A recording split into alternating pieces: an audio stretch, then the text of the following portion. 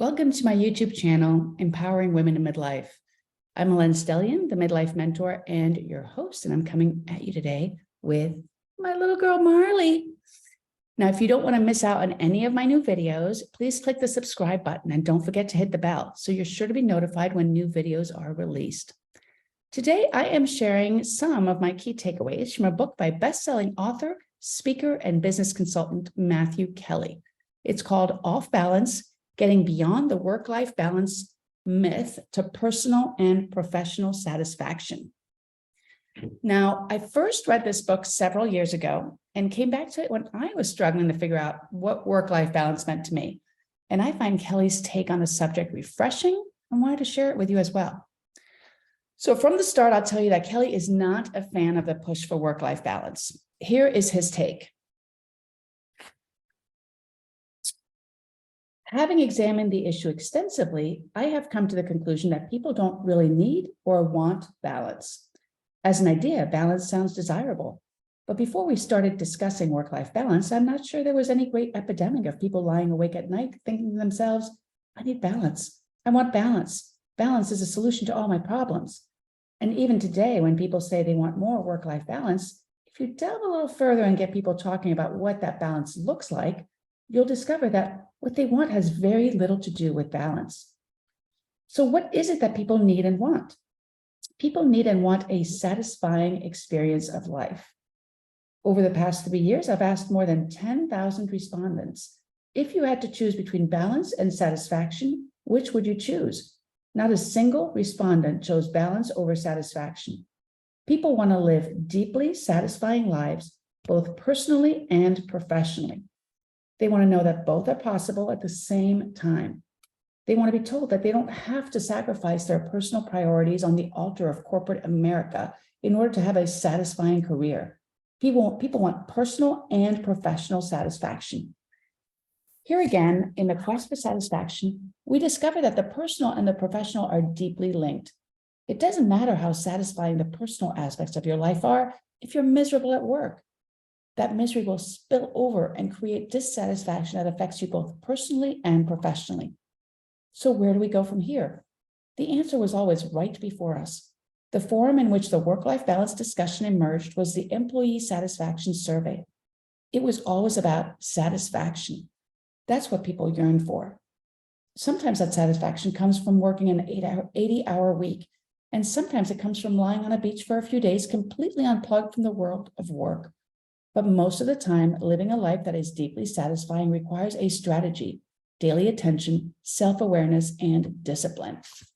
And I totally agree with this. Now, given the choice, I too would choose satisfaction over balance any day. There are days and weeks when I'm working long hours, usually because I'm totally immersed in a project like researching and writing a new class for my Thrive Personal Growth membership. You know, I get into the flow and I love it so much, I actually have to make myself take breaks, do a quick workout, walk Marley, grab a bite to eat. You know, on those days, one might say, I don't have much work-life balance, but isn't that okay since I feel incredibly fulfilled? Then there are days when I'm pretty much checked out of my work.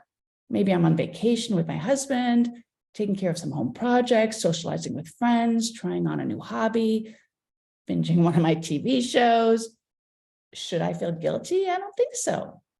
Now, I work for myself, so I have a lot of flexibility in how I organize my days, and I get that.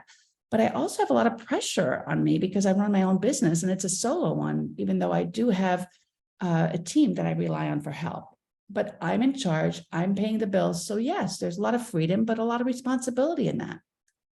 The bottom line is that it's okay for me to have work dominate my life some days and to have personal tasks or leisure rule on other days. As long as I have overall satisfaction, I'm okay with that. And that's one of Kelly's points, that you can't separate the personal from the professional. And I agree. You have one life and work infringes on personal, and personal butts into work. That's the reality. And if you love your work, you might have to miss out on some personal enjoyments or sacrifice exercise or even sleep at times. And if something comes up sometimes, you know, at home that needs your attention, you might not be able to focus on work in the way you'd like to. So that's just how life is. The personal and the professional overlap. So rather than striving for work-life balance, Kelly urges us to focus on life satisfaction. And in doing so, he asks us to ponder a big question. How is the best way to live?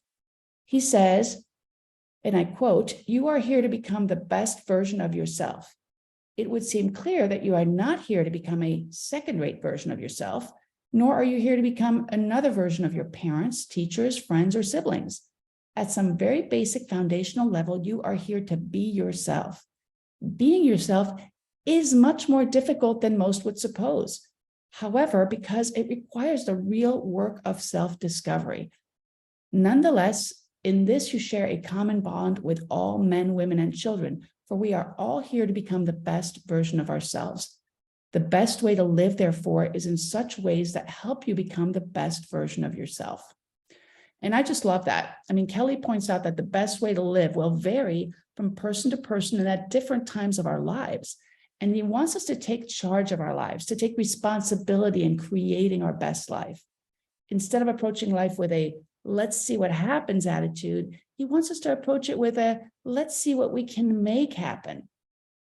So let's explore what's possible in every aspect of our lives. He believes we can all be the architect of a life that is both personally and professionally deeply satisfying. Now, how do we do this? I'm going to read something else that he says.